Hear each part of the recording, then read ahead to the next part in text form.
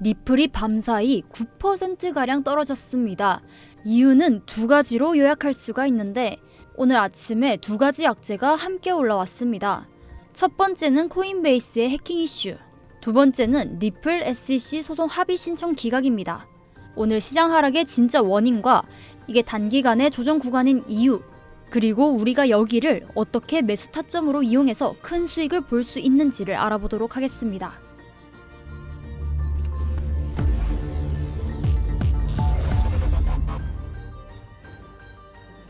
안녕하세요. 정확한 매매 타점을 잡아드리는 코인인사이트의 유성아입니다. 오늘은 5월 16일, 현재 시간 1시 50분인데 오늘 아침부터 많이 시끄러웠습니다. 전날까지만 해도 분위기가 나쁘지 않았던 시장이었는데 하루 아침에 급격히 식은 이유, 바로 코인베이스의 해킹 뉴스 때문입니다. 5월 16일 오전, 암호화폐 시장이 일제히 급락했습니다. 비트코인이 0.35%, 이더리움 2.32%, 그리고 리플은 단 하루 만에 5% 이상 하락했습니다.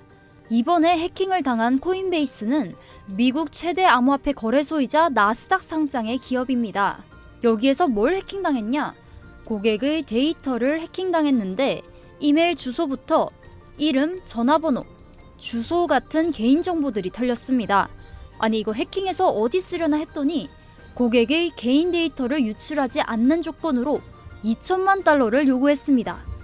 이 일로 코인베이스의 주가는 2.7% 급락하고 시장 전체에 불안감이 확산되었습니다. 코인베이스도 손 놓고 있었진 않았죠. 코인베이스 측은 비밀번호나 개인 지갑키는 손상되지 않았다. 유출된 정보도 전체 고객의 1% 미만이다. 피해 고객에게는 전액을 보상하겠다고 발표했습니다. 거기다 이 해커를 잡기 위해서 역으로 2천만 달러 현상금을 걸었죠.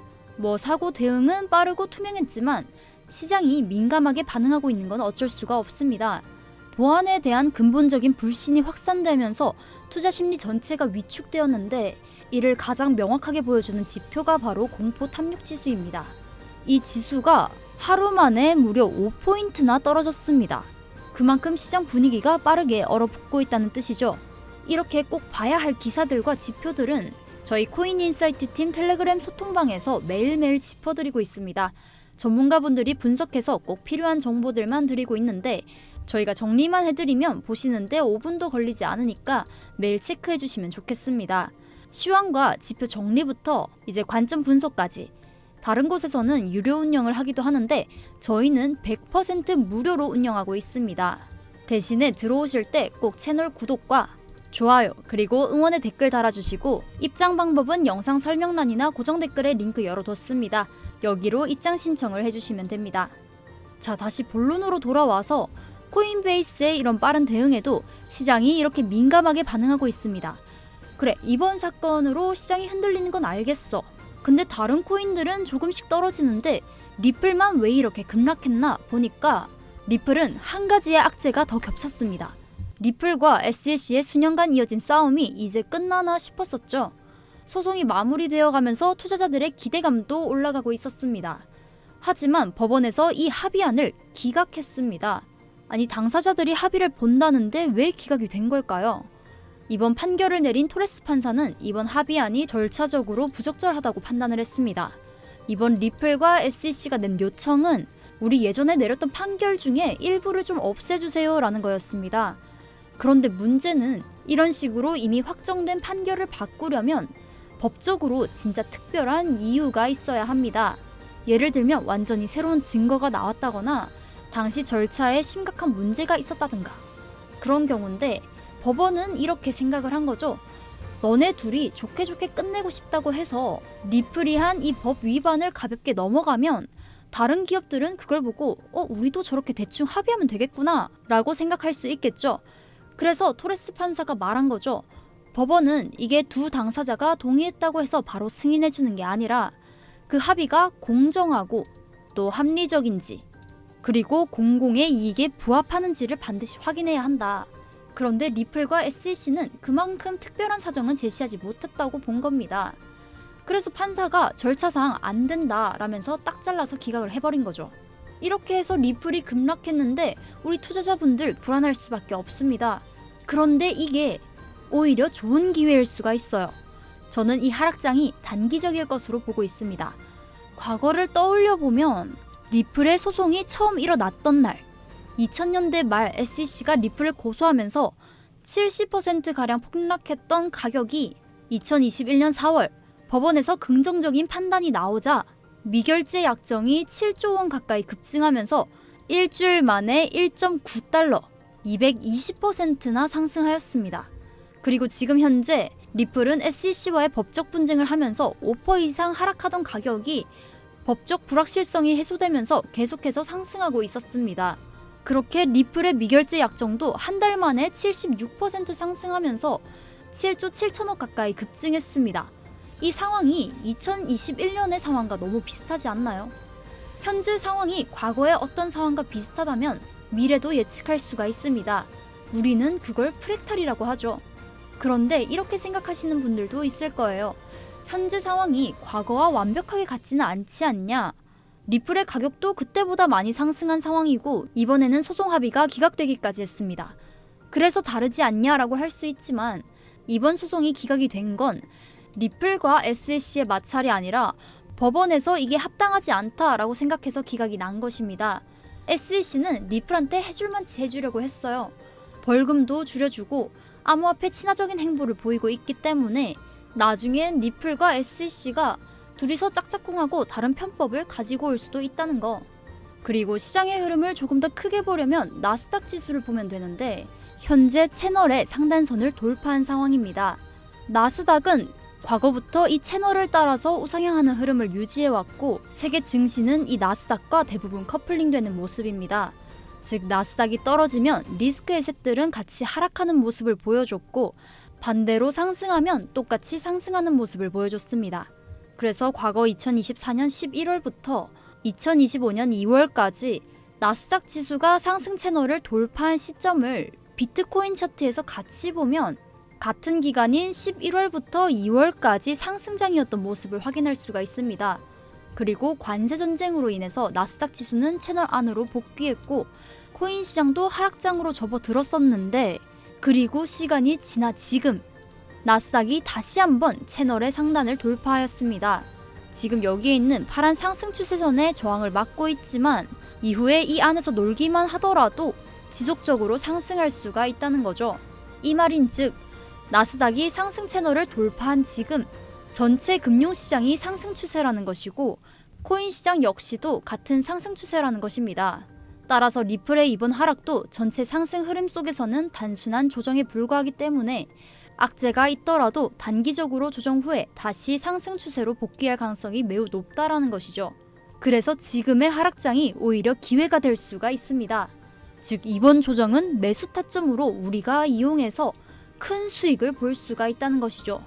자, 그러면 이제 어떻게 여기에서 수익을 볼 수 있을지 타점 분석으로 이어가 볼 텐데 그 전에 코인인사이트 소통방 살짝 소개하자면 여기에서 우리 전문가분들이 함께 철저하게 분석하고 실시간으로 타점도 잡아드리고 있습니다.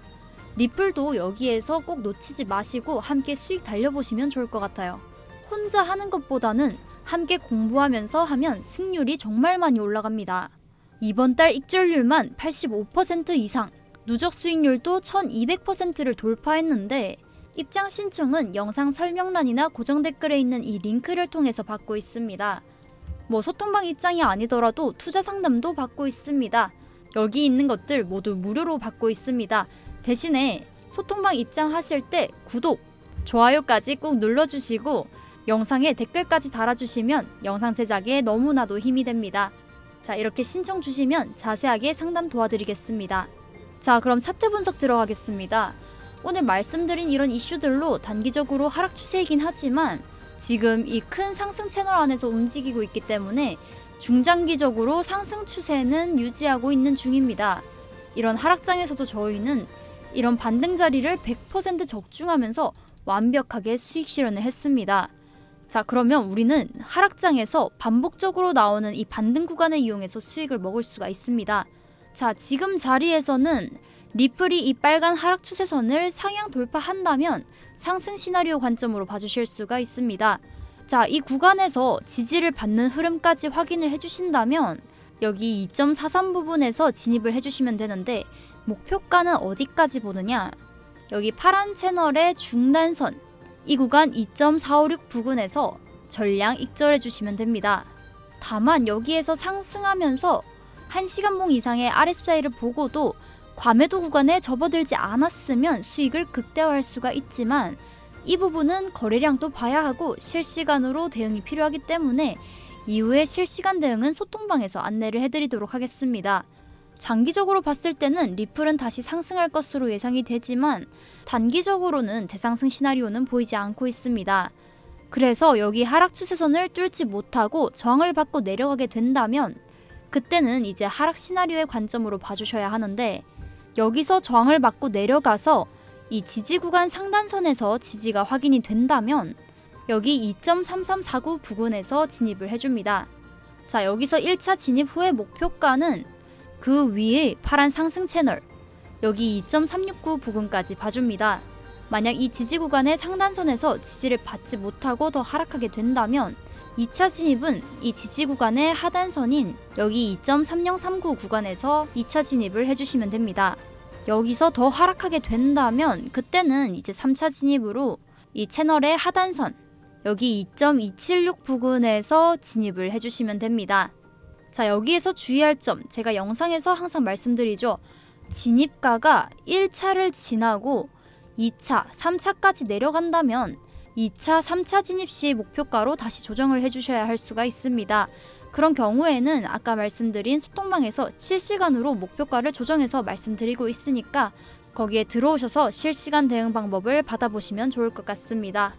자, 그러면 이제 진입가와 목표가 요약하면서 영상 마무리하도록 하겠습니다. 자, 빨간 하락 추세선을 상향 돌파하고 여기에서 지지를 받는다면 2.43 부근에서 진입을 해줍니다. 이후에 여기 파란 채널의 중단선 2.456 부근에서 전량 익절을 해주시고 RSI가 과매도 구간을 진입하지 않는다면 수익이 극대화될 가능성도 있습니다. 이런 거래량 같은 건 소통방에서 실시간 대응을 해드리고 있습니다. 자, 그럼 반대로 하락 추세선의 저항을 맞고 내려오게 된다면 1차 진입은 지지 구간의 상단선인 2.3349 부근에서 지지를 확인하시고 진입을 해줍니다. 목표가는 그 위쪽에 있는 파란 상승 채널 여기 2.369 구간으로 잡아주시고 이후에 2차 진입은 지지 구간의 하단선 2.3039 부근에서 진입을 해주시고 여기서 더 하락하게 된다면 3차 진입을 2.276 부근에서 해주시면 됩니다. 네, 이렇게 해서 오늘 영상은 여기에서 마무리하겠습니다. 오늘 영상이 여러분들의 매매 전략을 세우는데 도움이 되었길 바랍니다. 그럼 저는 다음에 더 정확한 분석으로 찾아뵙겠습니다. 감사합니다.